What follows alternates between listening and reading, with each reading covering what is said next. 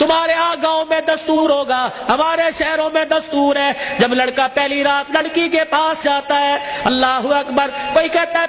پہلی مرتبہ چہرہ دیکھے گا، منہ دکھائی میں کیا دے گا، کوئی کہتا انگوٹھی بنا رکھی ہے، کوئی کہتا میں نے لاکٹ بنا رکھا ہے، کوئی کہتا میں ہاتھ میں 5000 رکھوں گا، یا تو نظام الٹ ہے، معاملہ الٹ ہے۔ میرا نبی دولہا بن کے پہلی رات سیدہ خدیجہ الکبریٰ کے حجرے میں گئے، اللہ اکبر، میرے نبی اندر داخل ہوئے، سیدہ خدیجہ الکبریٰ نے قدموں کی آہٹ سے پہچان لیا، گھونگھٹ میں کہنے لگی سونے جہاں کھڑے ہو وہیں کھڑے رہیے، اپنے تکیے کے نیچے ہاتھ ڈالا، 40,000 درہم اٹھائے، حضور کے قدموں پہ لا کے رکھ کے رونے لگ گئی، کہنے لگی کملی والے اب گھر میں یہی کچھ بچا تھا جو آج میں نے تیری جوتیوں پہ قربان کر دیا ہے۔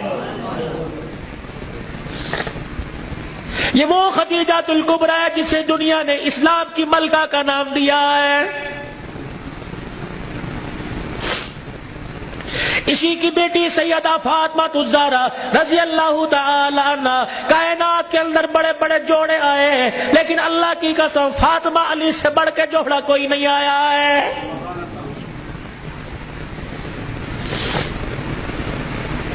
رحمت دو عالم صلی اللہ تعالی علیہ وسلم بیٹی کے دروازے پر گئے، جی ابو خیر ہوئے، تم بھی کبھی یہ سنت سمجھ کے بیٹی کے دروازے پہ چلے جایا کرو اور جا کے کہا کرو آجا تیرا باپ تجھے لینے کے لیے آیا ہے۔ لیکن اس نبی کو کیا پتا تھا جس بیٹی کو میں میکے لینے کے لیے گیا، سسرال لینے کے لیے گیا کہ میکے آجا 4 دن باپ کے گھر میں رہ کے میرا آباد کر جا، اس نبی کے علم میں کیا تھا کہ 1400 سال کے بعد بہن دروازے پر آئے گی، بھائی دیکھ کے کہے گا ہنے تے گئی سی پھر آ گئی ہے۔ کتنی بہنوں کو روتے دیکھا، بھائیوں کو پھول کر کے کہتی ہیں ابا جی دے مرن تو بعد ایک مرتبہ بھی تو نے بلانے کا فون نہیں کیا ہے۔ او لوگوں چھٹیوں میں بہن کو بلا لیا کرو، عید تہوار میں بہن کو بلا لیا کرو، رب ذوالجلال کی قسم ہے تمہارے گھر میں آ کے بہن کھائے گی، پروردگار عالم بہن کے کھانے کی برکت سے اللہ تیرے رزق میں اضافہ فرمائے گا۔ ماں باپ کو کھلانے سے، بہن بھائیوں کو کھلانے سے اللہ کی قسم گھر کے اندر برکت آیا کرتی ہے، میں برکت ہی نہیں ہوا کرتی، گھر کے اندر رزق میں عزت میں اضافہ ہوا کرتا ہے۔ اے فاطمہ آجا، بہت دن ہو گئے 4 دن باپ کے گھر رہا، اللہ اکبر، تیرا باپ تیری جدائی برداشت نہیں کرتا۔